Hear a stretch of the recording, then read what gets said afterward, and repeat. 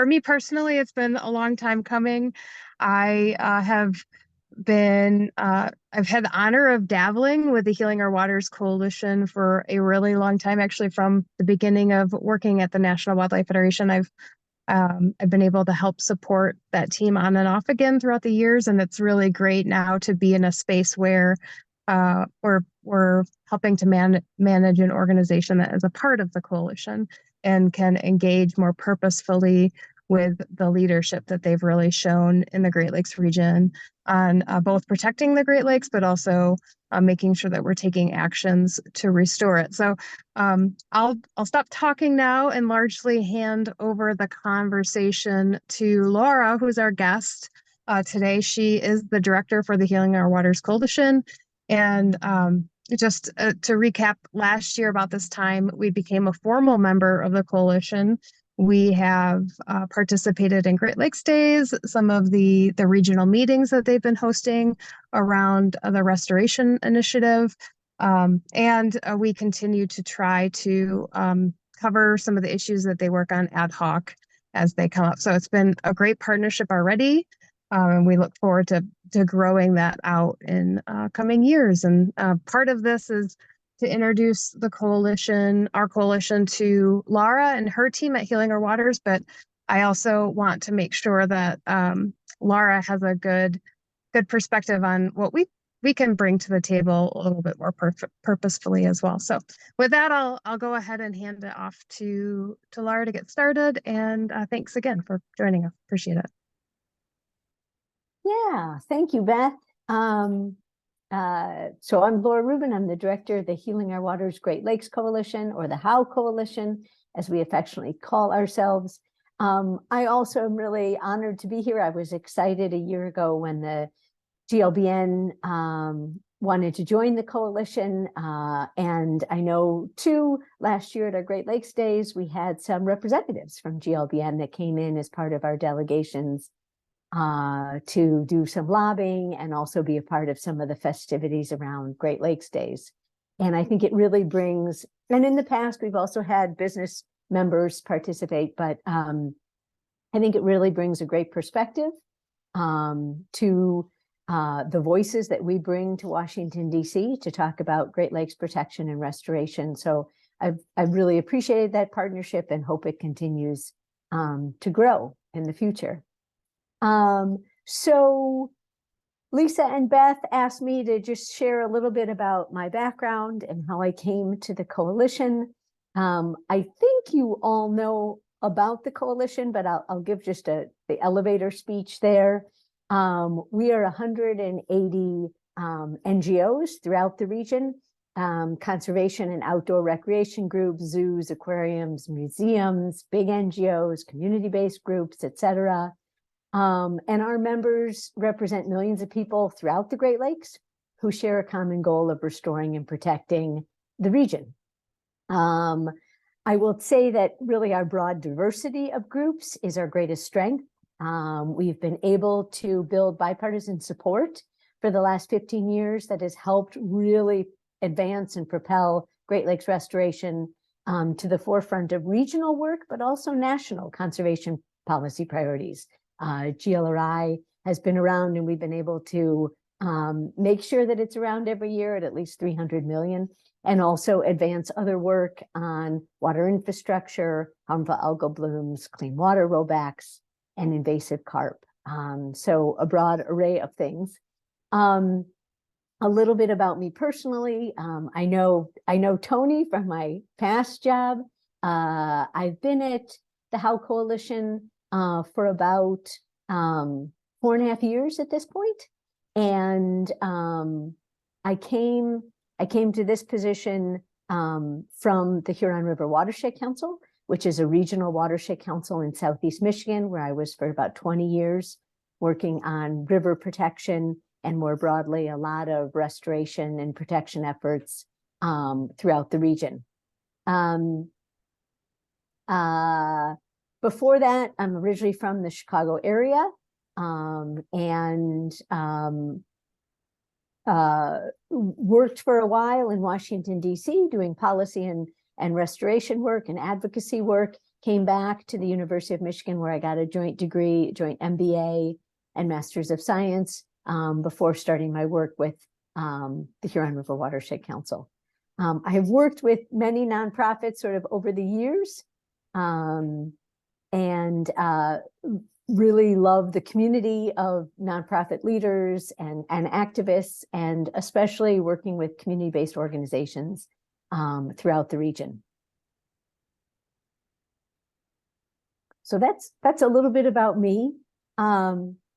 Lisa, I don't know, did you want me to actually go through the questions that you asked me, or do you want me to?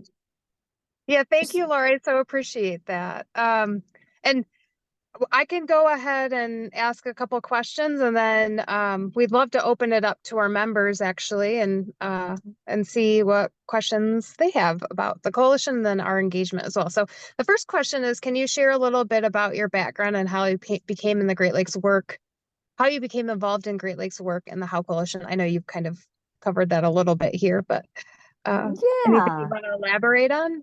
Well, the only thing that I'll elaborate on is, I had started off working in DC on a lot of advocacy and policy and community-based work.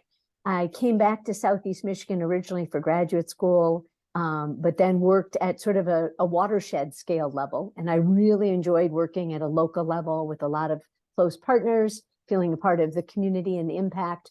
And then this position opened up, which was really more focused at a regional level, Great Lakes region, and at a federal level. And I've really enjoyed that transition also. I also came in at a very sort of lucky time when we had a new administration and we were able to get some really big wins. But I have to say that, the Great Lakes partners are really unique and really passionate. And I've just enjoyed getting to know people who care really strongly about this region. There's something about the Great Lakes region where we have a very strong identity, and it goes beyond the hand, and it goes beyond sort of the Great Lakes symbol that we see and on T-shirts and on bumper stickers and things. But we feel a real affection and passion for it, and it's one of the reasons that I think we've been able to continue to have bipartisan support on these issues. And to work on an issue that has bipartisan support in this day and age is really unique. So we try to leverage that in different ways to advance our mission. But, one of the unexpected joys of this work is with 180 members across the board. I like to say that the coalition is a place where we hold healthy tension. We're not trying to make everybody happy. We're not trying to make everybody agree on every issue that we work on. But if we can keep a space where people come together and see that larger benefit of working to protect and restore the Great Lakes, and we can agree to disagree on certain things, or, as you've probably seen, we have a lot of sign-on letters and policy platforms, and not all of our groups engage on all of our issues. And I think it's one of the strengths in the coalition. Absolutely. And on that same line, you mentioned wins. I'd love maybe if you could just highlight one or two big wins that you've had under your belt or the coalition has had recently. And then if there's anything that's really keeping you up at night too, maybe the flip side of that question. Probably the recent win was with the bipartisan infrastructure bill, and specifically that we got an extra $1 billion for the Great Lakes. That was huge. That was something that when we started talking about water infrastructure and feeling the momentum for legislation around it, we were really clear that we wanted to make sure that the Great Lakes was seen as water infrastructure. That we're not just talking about the pipes in the ground, but really the role that the Great Lakes plays in terms of clean water and wastewater and stormwater and all those issues, and the importance of really, making sure that we're getting our fair share of that and protecting and restoring it. So that extra $1 billion for GLRI was a huge win. The other win that I go back to was probably more with my river protection days, and it was the first big dam removal that we got out on the Huron River. And for those of you who have worked on dam removal, in the environmental and conservation field, a lot of times our wins take a really long time to realize, and they're not very visual. Like when you work on phosphorus and nutrient reduction, there's just a myriad of solutions and you don't really see the results very tangibly. Dam removal, wow, that is a bang for the buck right there. It's like something comes out and a river's restored and there's clean water and there's habitat. And so that was really a fun win. And also many of you know these issues. You would think it would be easier, but it takes decades to remove a dam. And so it was also just a long run. I mean, I compare it to some of the work on the success of Line 5 that we've seen. Those are just sort of, you work on things for decades and you never know when something's just going to pop open and pop free. And so those are the fun ones. What keeps me up at night, I was really excited last night to see the House pass a continuing resolution, because without that, everything just grinds to a halt on the federal level. And all of our work isn't contingent on that. I mean, we're doing a lot right now on implementation of the big wins that we got in the last Congress. So the implementation of the bipartisan infrastructure law, the implementation of the Inflation Reduction Act, the implementation of GLRI. But we still need money appropriated. And as many of you have seen, GLRI in the current budget is holding steady, which we're really excited about. But the budgets and other programs are really decimated. EPA's budget was cut about 40%. And so we've been really clear, you can't have restoration without protection. You can't just give GLRI money and then gut our regulators and our other Great Lakes programs. So that right now is sort of what has been keeping me up at night, is how are we going to have a government that works for the people and works, period. So. Oh, wow. Yeah, feel that for sure. Okay, on to other things. So at Great Lakes Business Network, we define our restoration work within the work that we're doing. We talk about it from a harmful algal blooms perspective. We talk about it from a microplastics perspective, as well as toxins, and then a little bit about the restoration side of it, but meaning like actually like restoring areas that have been polluted. Is there any way that you all would define that term, or maybe better describe that term for folks that aren't necessarily working in this space all the time, that get how all of these pieces are interconnected? Yeah, it's an interesting question. When the How Coalition started out, so much of our work was focused around cleaning up those most persistent toxic pollution, what we call areas of concern. Our harbors, throughout the Great Lakes, our most polluted areas where we knew about them. They had been sitting vacant for so long, and they weren't going to get cleaned up under a Superfund program or otherwise. And that, I think, has shaped the coalition's definition of restoration in terms of restoring a natural area or an ecosystem that has been degraded. I think we have evolved in that. I think there still is a lot of efforts of removing invasive species, which is restoring an area that's degraded, reducing nutrients, restoring waterways that are, polluted with algal blooms, et cetera. But, and then we see on the flip side of that, sort of the complementary side of restoration is protection, and that's preventing the degradation of our ecosystems to begin with. There's a little bit of a gray area in there, but, I talked about, we can't have just restoration in the Great Lakes, which tends to be the more bipartisan issue. And when we move into protection or prevention, that tends to be more divisive, because we usually get into the terms talking about regulation, and regulation is something that the Republican Party really dislikes and stays away from. But, if we continue to just allow the polluters to pollute, we're never going to be able to keep up with restoration, and PFAS, Chuck was talking about that he works on PFAS a lot. PFAS is a great example.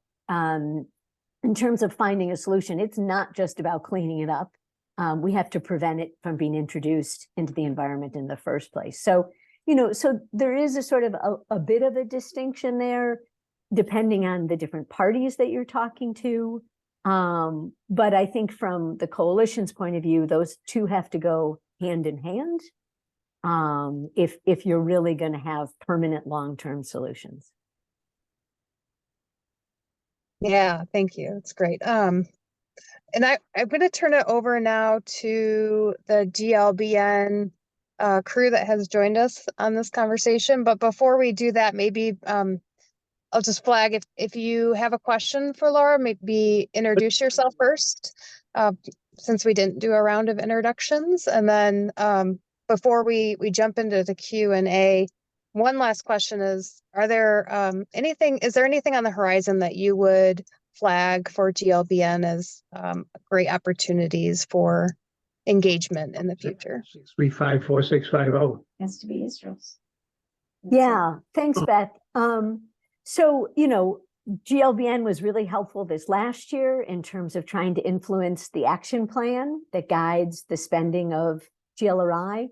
And so those kinds of partnerships, I think, are really a sweet spot. I know that GLBN has been involved now for the last year or two in setting the shared priorities that we come to Great Lakes Day in March. And those are shared priorities with the Great Lakes Commission and the shipping industry and some of the sovereign and indigenous rights. So, having that, I have always felt like we are stronger as a community when we can come together and have coordinated messaging and priorities and strategies. So looking forward, what I see in the next couple of years is we are not going to be advancing much in terms of legislation with this Congress. We're going to be mainly defending funding, as we are right now, defending appropriations. So, we have GLRI that was authorized at high levels, 375 million, 400 million. We have water infrastructure funds that were authorized. We need to make sure that those dollars are now appropriated, that we have those funds. So a lot of it is going to be sort of on the defensive with funding. But we also have some opportunities on implementing those funds, at the state level, working with partners. And I think one of the biggest areas that the coalition is going to engage in more long-term is providing a fix to the Clean Water Act. Many of you know that after the Supreme Court decision this summer, which was called the Sackett decision, we've lost massive protections of our wetlands, our smaller streams, our intermittent streams, our ephemeral streams, streams that only have water flowing in them 4 to 6 months of the year, et cetera. And as many of you all know, these wetlands and small streams are really what helps provide a buffer when we get really heavy rains, which we're starting to see more of with our new weather patterns. It's just these really intense rainfalls. And when we've lost the storage in our watersheds and our rivers, we're getting more flooding, we're getting more nutrient runoff. And so, we really need to go back and find a legislative fix to the Clean Water Act, go back to sort of the founding documents and provide some guidance there. I don't think it's going to happen in this Congress. And so really what the coalition is looking at is building part for a long-term strategy, maybe the next administration or the next administration. But in the next year, we're going to do some polling on this topic. We're going to start building partnerships. We're going to start looking at where we can go, sort of look throughout the Great Lakes states and see really distinctly how this decision has influenced wetlands permitting, where we've lost wetlands that we wouldn't have before, and writing up those stories and telling those stories. So, I would say for the GLBN, if you're aware of those impacts that you're starting to see with lessened clean water impacts, and then also just starting to help build that momentum, this will be a big push for the coalition going forward. The other area that it impacts is that in the Great Lakes states, many of the states are trying to strengthen their wetland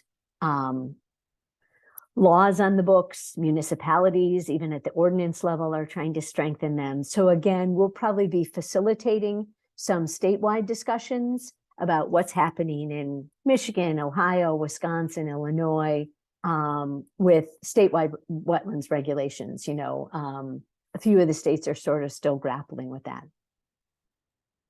And then, of course, always loving to have GLBN voices at our advocacy days and involved in our conference and our convenings.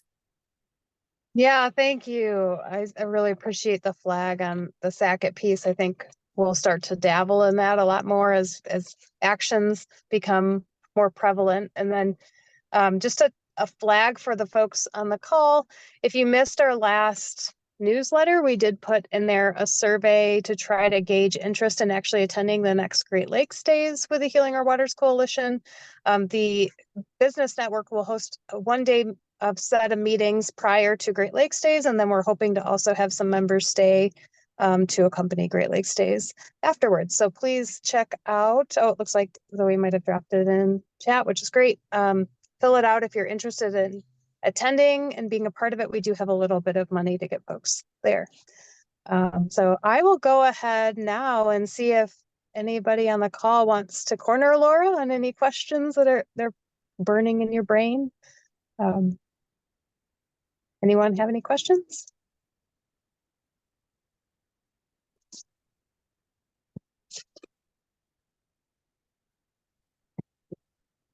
Great, you did such a great job, Laura. Thank you. This is Chuck Meek. Laura, I do have a question for you. How can we help? Right, so we all come from different avenues. We have different subject matter expertise. I'm the PFAS guy, but I'm kind of myopic. I'm an inch wide and a mile deep. But the overall objective here for this coalition is to support each other and get the ball over the goal line. So how could a subject matter expert like me in PFAS help you? Well, Chuck, you are the perfect voice again for some of our advocacy work. When we go to Washington, D.C. and we're meeting with legislators, a lot of those that I can think of specifically are really engaged in PFAS work. And to have somebody who can talk about it, how they've been personally affected, what the work they're doing, the importance of getting quickly a drinking water standard, the importance of, in working on CERCLA in this regard with PFAS. Those are all the kinds of areas that the coalition could really use help on. Similarly, I'm already thinking this year, but 2024, we're doing our campaign plan. We'll be setting our policy agenda for the 119th Congress, the Congress that will be coming in after the 2024 elections. And we'll be holding some listening sessions throughout the Great Lakes. And this is really an opportunity for our members to talk about what they would like to see at the federal level. And so again, your input on what kind of PFAS legislation, what kind of standards, what kind of strengthening is needed would be really helpful, because this is again where, our policy experts aren't great on sort of all the levels at the, all the issues at the local level and what's needed. But once we can translate that into sort of a federal ask, then they're really good at figuring out how to make that happen. So that kind of input would be really helpful to us. Great question. Yeah. Any other questions? It also doesn't have to be questions. If it's just something that you're really passionate about that you want to share or let me know about, I'd be happy to hear.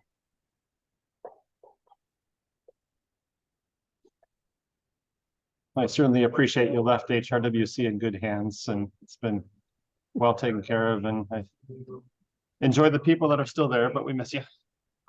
Thanks, Tony. I miss it a lot too. Yeah, we're very thankful to have you, Laura. All right.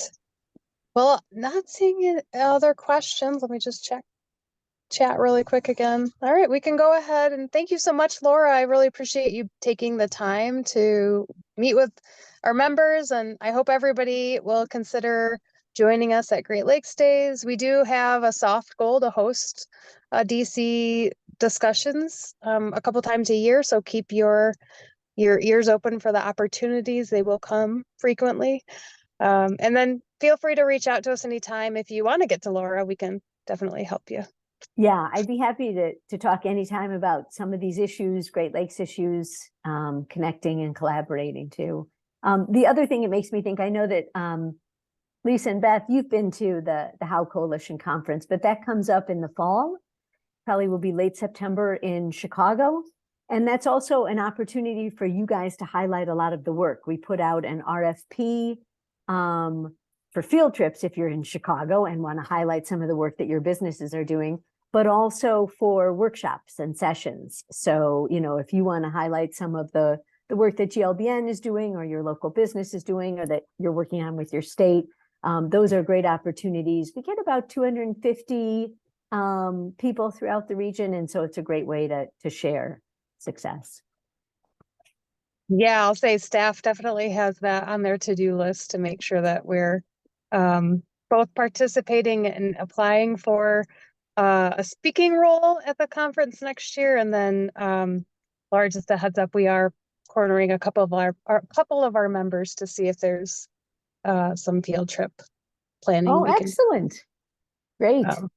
Yeah, so we'll be in touch, but if anyone on this call has ideas or thoughts,